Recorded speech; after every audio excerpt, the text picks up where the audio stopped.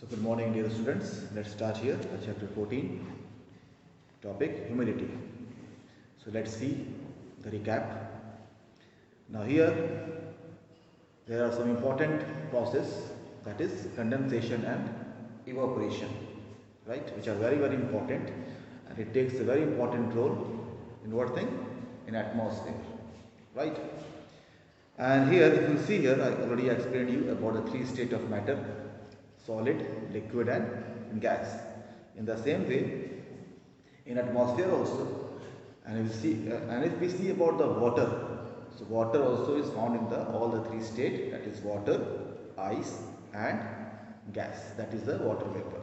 And if you find here in the figure 14.1 that these state of matter, they just change into each other, as we can already have explained you that when the liquid is evaporated, it changes into water vapor, and when the liquid goes through the process of freezing, it changes into solid, and when the solid melts, it changes into liquid, right? So all of you know this thing.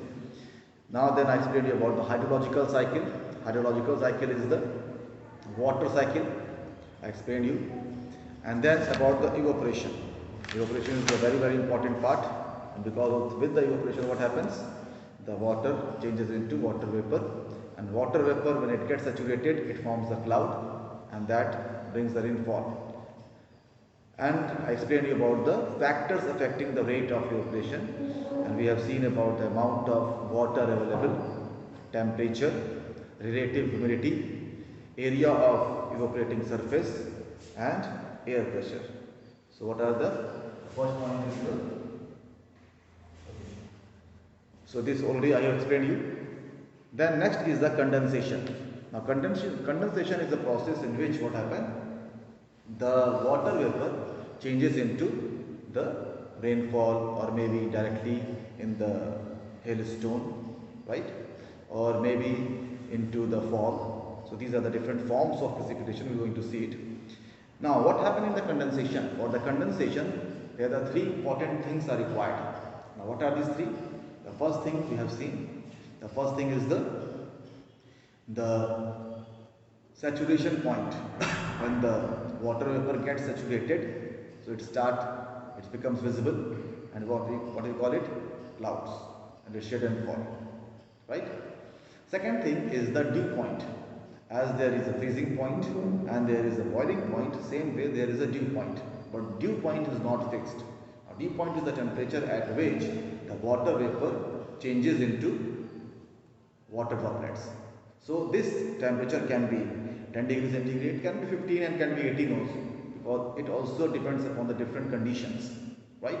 So this temperature at which the water vapor, it changes into the water droplets, we call it the dew point. And the third important factor which is necessary for the condensation is the dust particles. Dust particles, it plays as a role of a nucleus center around which condensation takes place. So what are the three things required? The first thing is dew point, the temperature at which condensation takes place. Second important thing is the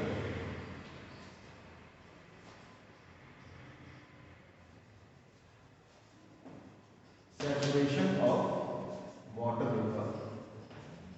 Water vapor gets saturated, and the third is the dust particle.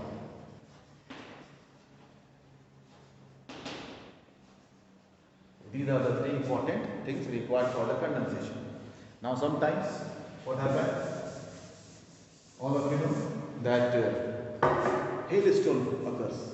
Why the hailstone occurs? Because of the process of crystallization. When the strong winds push the clouds in the higher altitude, and directly what happens? This water vapor changes into solid, that is called sublimation, and this is why hailstones are formed. Now then I explained you about the humidity. Now humidity, all of you know, the water vapor present in the air is called humidity. There are two types: relative humidity and absolute humidity. Then I explained you about the clouds. Now clouds are classified in a different way, but especially the classification of cloud is done by so many scientists, so many geographers have done this classification. But the first classification was done by the biologist. His name was Hugh Howard, and he has written one book in 1803. The book was Classification and Identification of Clouds, in which he classified the clouds.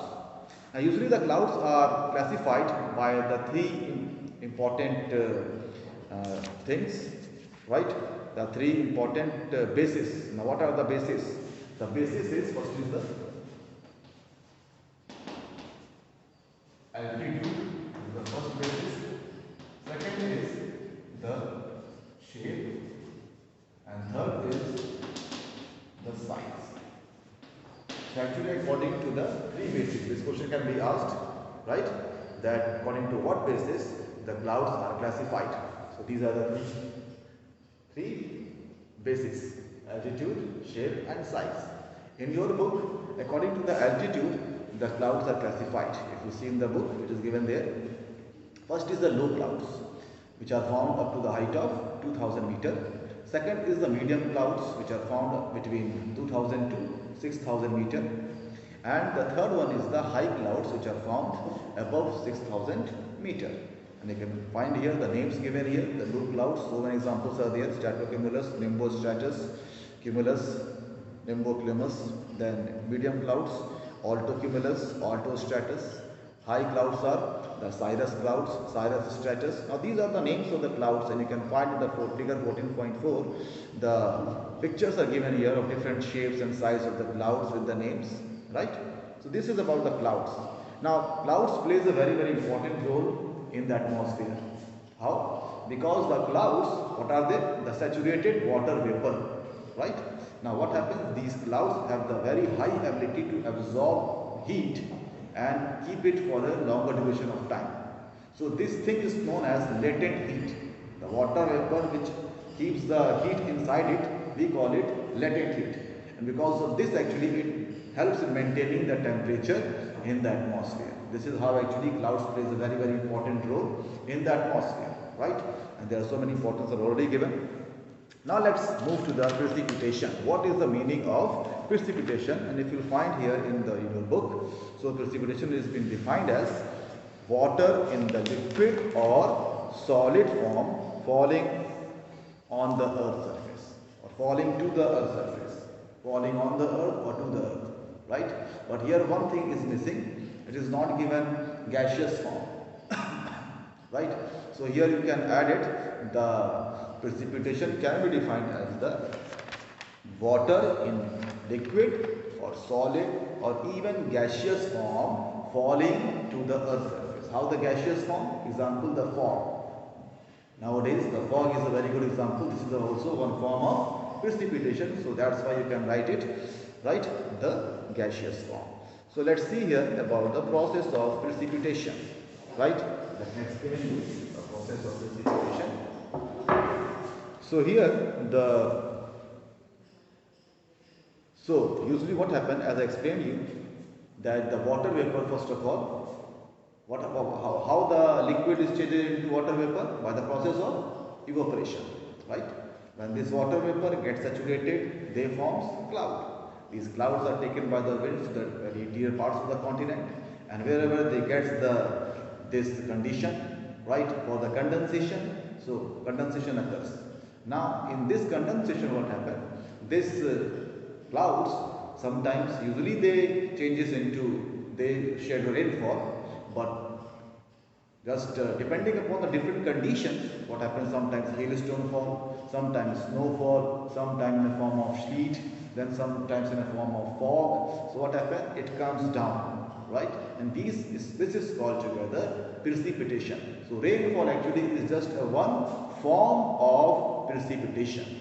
So now let's see here the different forms of precipitation. If you see here, the different forms of precipitation are the hail. All of you know what are the hailstone, right? Now usually they are very small stones like ice structures, right? They are called hailstone. Snow, all of you know. Now what is the difference between hail and snow? Snow, if you find, the snow is very soft in nature, right? It just falls in a form of what thing? in a form of. Now, I was explaining you between the difference between the hail and snow. And what we have seen, the hail actually are very hard, but snow is soft. What is the reason? Snow is soft and hail is very hard, right? Now, if you find, let's take an example of ice and ice cream. Okay, both actually we prepare in where? In refrigerator. But ice creams are prepared in different types of refrigerator, right? And if you find there, ice creams actually are kept into a container which rotates, continually moves in the refrigerator, big refrigerators. There are the big containers in which the ice creams containers are kept, and it moves, rotates slowly and slowly, right? So actually the crystallization process, it takes place very slowly with the movement. With the movement, this crystallization process takes place, and that's why this ice cream is soft. But ice actually we kept in the diffuser, right? And it doesn't move. And what happened? It becomes so hard. The same way, the hailstones, in what happened? The hailstone, the very high, especially hailstone occurs in the, especially during the cyclones. Now, when the cyclones, they just rush. Now, what are the cyclones? Let me explain you. Cyclones are the area of low pressure surrounded by the high pressure.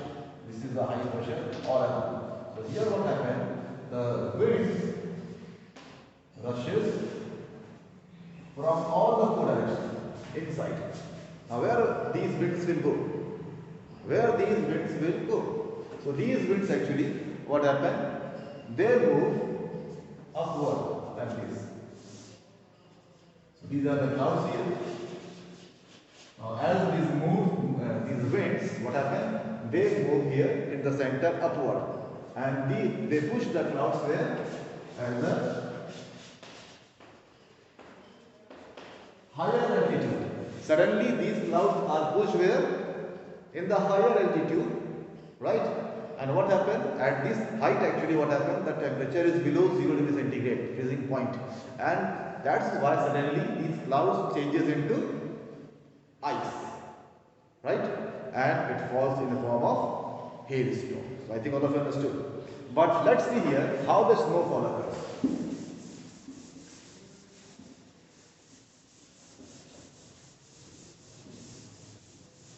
Now usually the snowfall occurs in, now this I explained you about the tropical cyclone. Now snowfall occurs when? It is example, it occurs during the temperate cyclone. Temperate cyclones are totally different. Now let's see what is the temperate cyclone. Now temperate cyclone, now this is a cold wind. Cold winds are known as the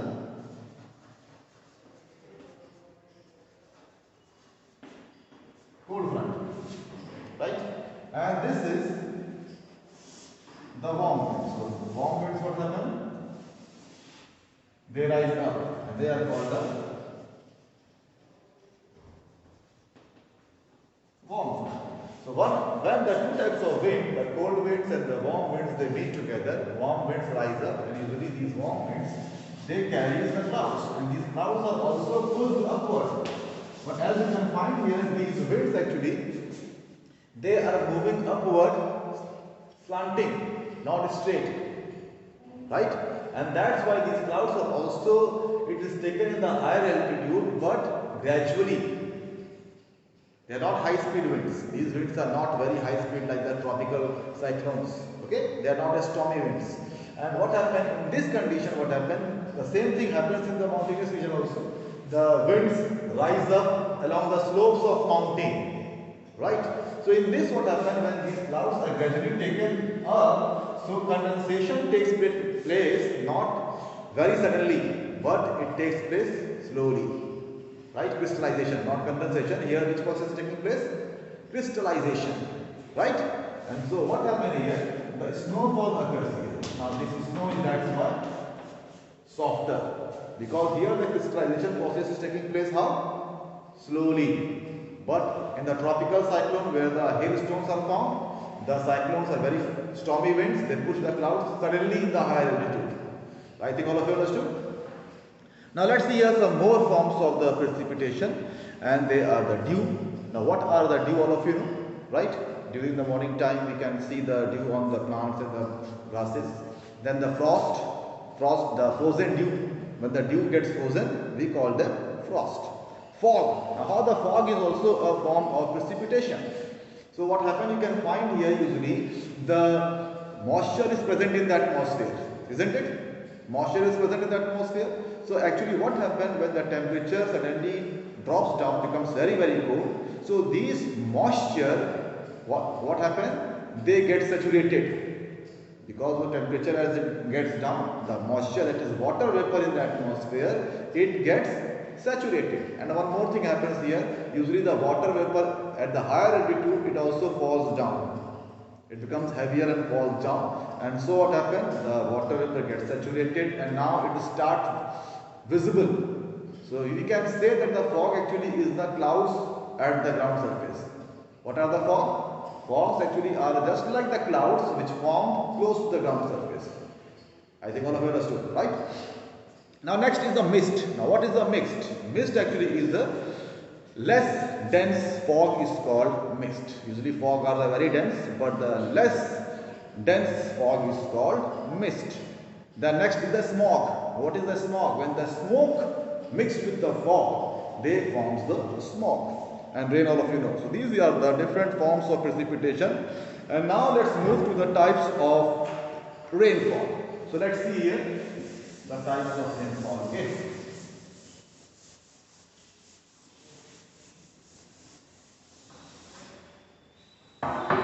So there are the three types of rainfall. The first type of rainfall is the convectional rainfall. Second type of rainfall is the orographic rainfall. And the third type of rainfall is the cyclonic rainfall. So let's see here all the three types of rainfall. And first of all, let me explain you about the convectional rainfall.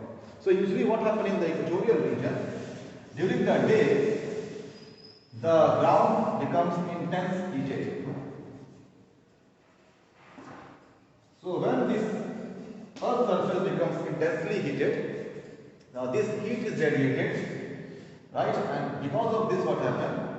Now usually the clouds are also brought by the wind chill. Clouds till the afternoon, clouds are brought. Now these air becomes warm and they start rising up. They are called the warm rising air current. Warm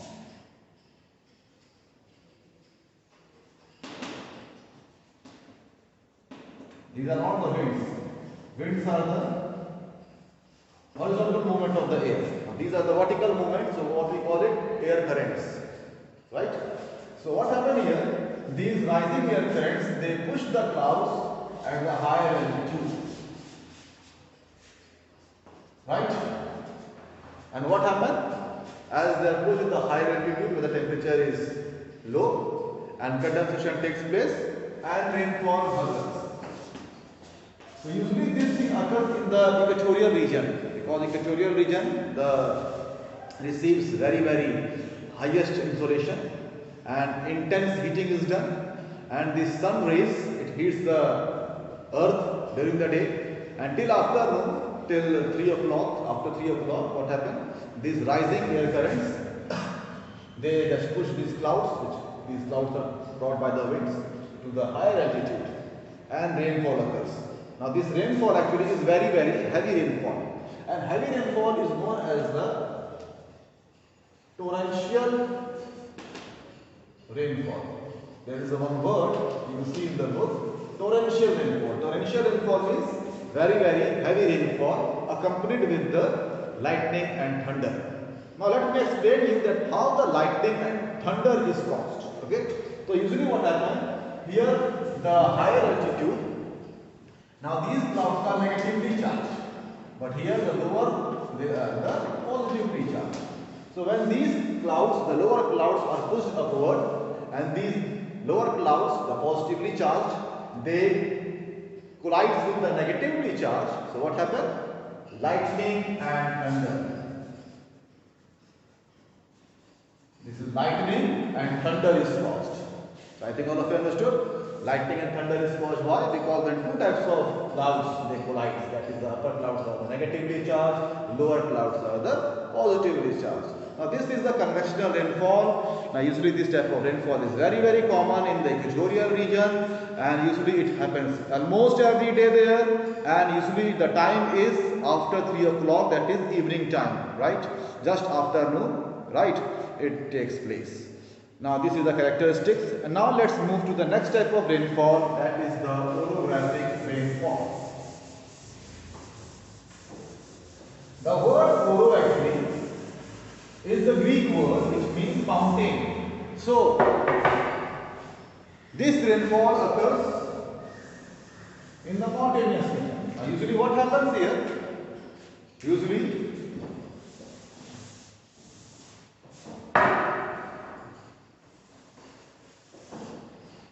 so this is the mountain. Now these are the winds actually, and these winds they just bring the clouds here.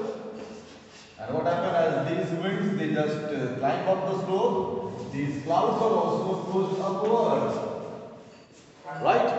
And what happens here, as they are pushed upward in the cooler high altitude, the condensation takes place and rainfall occurs. So this is why this type of rainfall is known as the orographic rainfall, because it is caused because of the mountain.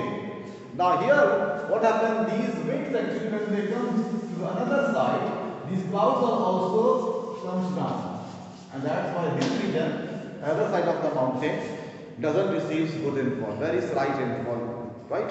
And that's why this region is also known as the rain shadow region. These regions are also known as rain shadow region, or we also call them the leeward side. And this side of the mountain is known as the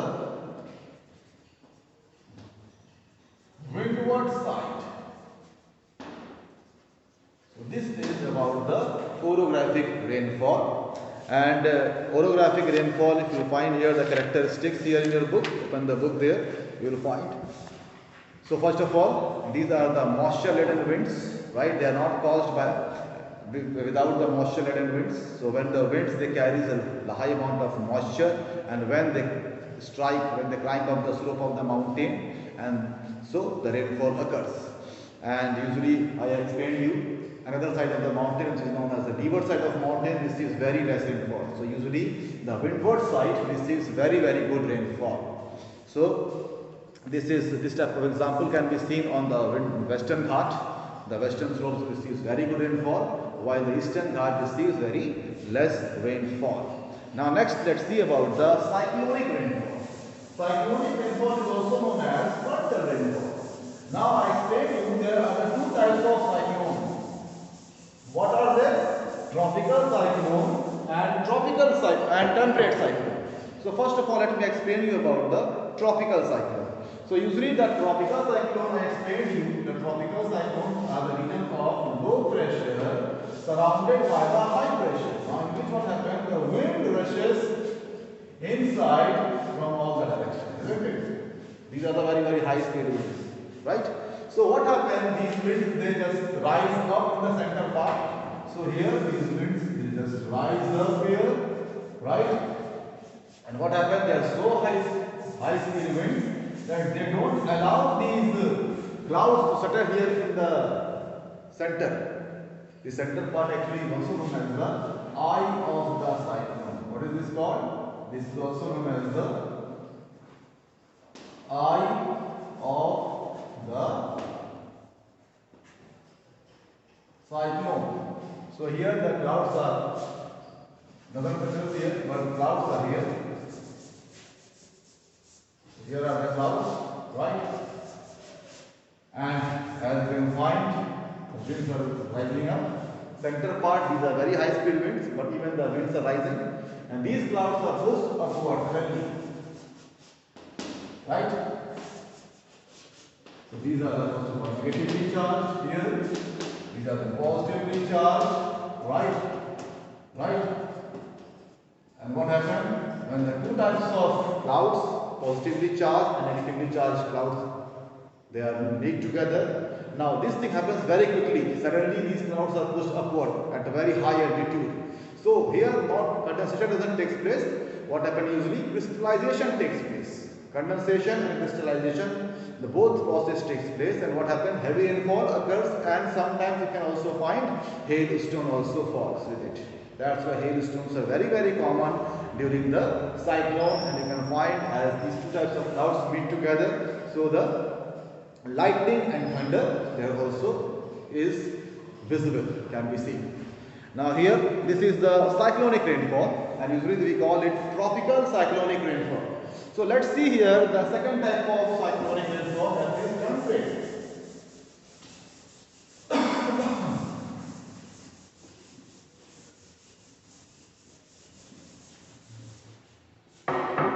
The second type of rainfall, as I told you, warm winds and the cold winds. Now these are the cold winds and these are the warm winds. They meet together, and these cold warm winds, they brought these clouds are taken upward at the higher altitude, but this is not taken very suddenly. Now usually the temperate cyclone, during the temperate cyclone, these winds are not stormy winds. Only the things happen, the two types of wind, the cold wind, it is a meeting of the cold wind and the warm wind. They are called cold front and the warm front. That's why this type of rainfall is also known as the frontal rainfall. Now what happens? These clouds are pushed upward, condensation takes place, rainfall occurs. This type of rainfall is very common when? During the winter season in India. In the month of December and January, sometimes rainfall occurs, and you can find this rainfall is not so heavy, right? And this rainfall is very good for especially the wheat crop, right? Rabi crop. And these winds, these rainfall is the example, and very good example of which type of rainfall? Temperate rainfall. Also known as frontal rainfall, temperate cyclonic rainfall or frontal rainfall. So we have seen here about the three types of rainfall and cyclonic rainfall, the two types of cyclonic rainfall I explained you here.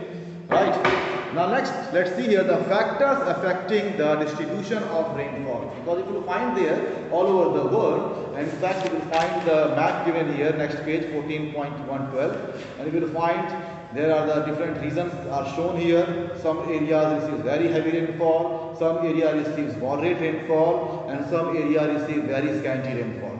You can find deserts are there, right? Now there are the monsoon region, equatorial region receives very heavy rainfall, right? So why actually these different parts of the earth receives different amount of rainfall? So there are the three factors.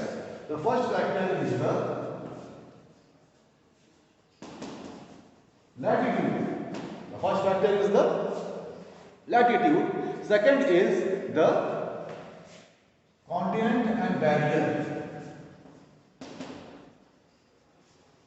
Continents and oceans. Now this also can be explained as the distance from the sea. This also can be explained as a distance from the sea, right? And the third is the mountain barrier.